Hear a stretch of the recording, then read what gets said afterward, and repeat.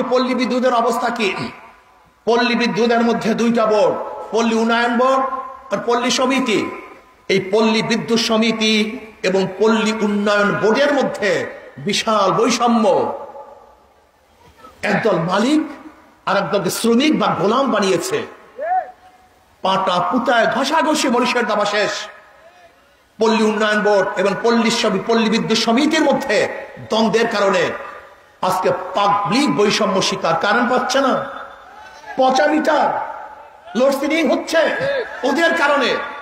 আমি অন্তর্বর্তী সরকারকে বলবো, পল্লী উন্নয়ন বোর্ড এবং পল্লী বিদ্যুৎ সমিতির মধ্যে যে বৈষম্য আছে সেই বৈষম্য দূর করে কারেন্টের সেবা উত্তম রূপে প্রদান করুন, যেন বাংলাদেশের প্রত্যেকটা মানুষ ন্যায্য মূল্যে কারেন্ট ভোগ করতে পারে।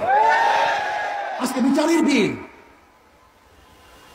বিল আশ্চর্য ধরনের বিল, 1 লক্ষ, 2 লক্ষ, 50,000, 10,000, 2-3টে বাতি চলে, সেখানে দেখা যায় এত টাকা বিল। সব চুরি এবং আত্মসাৎ, সব গুন্ডামি এবং ডাকাতি। আমরা বিদ্যুতের বৈষম্য দূর করতে চাই।